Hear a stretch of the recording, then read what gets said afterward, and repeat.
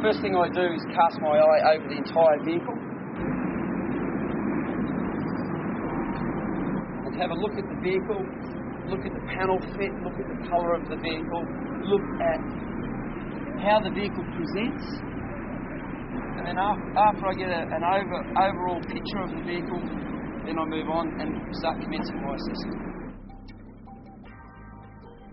Now the other thing I do with the vehicle, I cast my eye over the interior of the vehicle to start with, have a quick look at little things. For example, the odometer reading is 26,000 kilometres.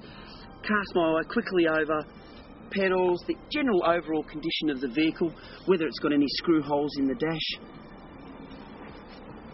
and look at the roof lining and look how the interior of the vehicle presents itself. Again, that can give me a very quick indication as to how a particular vehicle's been looked after. And the same thing, of course, look at the boot.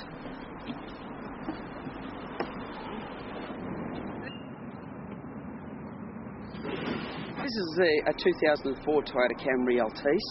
So looking at the VIN number or the chassis number, if it's a 2.4 litre, which it is, we can see that the first digits of the VIN number should be 6T153BK, blah blah blah, then the rest of the digits. If it was a 3 litre, it actually should be 6T153XK, then the digits. Now, it's important to be able to assess that and check that. For example, if this was a rebirth stolen vehicle and someone had taken the 2.4 litre out and put a 3 litre motor in, or vice versa, well then inconsistencies between the numbers would indicate to me straight away that something's wrong with the vehicle. Now looking at the front of the vehicle here now, I can see that there's a slight discoloration between the door and the front passenger side quarter panel. So that indicates to me straight away that this car's had some form of paint on the vehicle. Whether it's been involved in an accident, I don't know at this stage. Now by running my fingers here, I can actually feel where the paint that's had paint, and again I can actually feel it at the side. So I'll start testing. Now what this does, this actually measures the paint thickness to the thousandth of a mil, or to the micron, and in addition to that, if there's any filler underneath, for example, that's coming up at 173 microns. Now we're coming up with 241 on the door.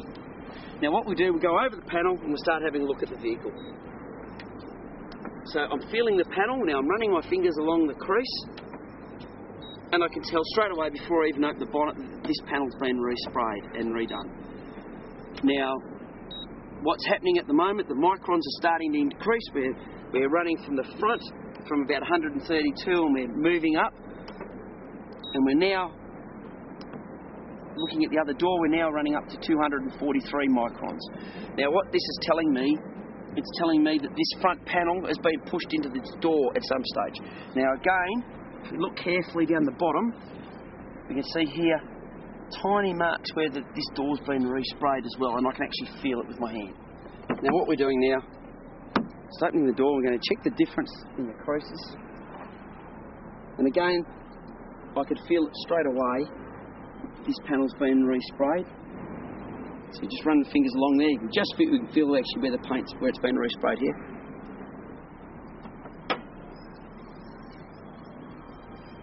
Okay, so again, we're working my way around the vehicle. From this quarter panel, we'll work our way along the side. Feel straight away that this panel's been resprayed, and if we look at the bolts, we can tell that it's been replaced. So this panel's been replaced and redone. The passenger side strut tower.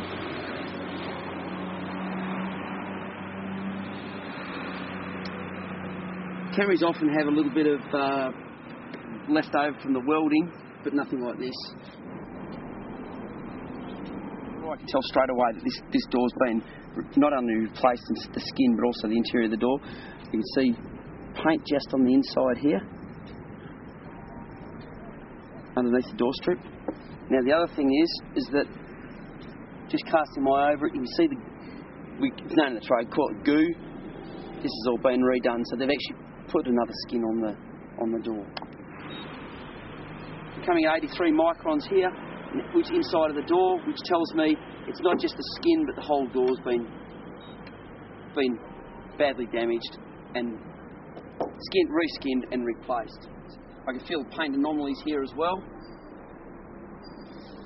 And really, the important thing is that the paint test that I do to measure is not the be-all and end-all. What it's there is to confirm what I detect manually by physically looking at the particular vehicle.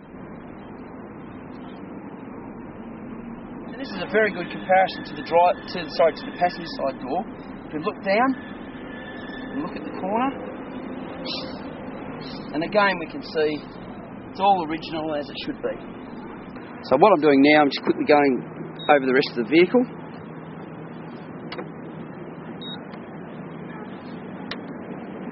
Checking paint thicknesses, panel fits. So another thing I do as part of my assessment. Of course, I can't get the vehicle up on a hoist, but what I can do is check the fluids and determine whether the fluid levels are consistent with the service records of the vehicle. So now's the dirty part. Get underneath the car. Let's have a good look. Now, really not happy straight away. I can tell straight away we've got a major problem here. Okay. It's quite clear that this vehicle's had an accident on the front passenger side. Very clear. Even with the bolts, the way the headlight's been replaced, I can tell here, and again on the quarter panel. Now, what's happened to the car? I can say it's definitely had a major side-on accident. Concentrated on this side, and this has been a later accident on the front. So it's had two. Now, there's also quite a bit of rear damage, again concentrated on the back passenger side. Not so much on the back of the boot.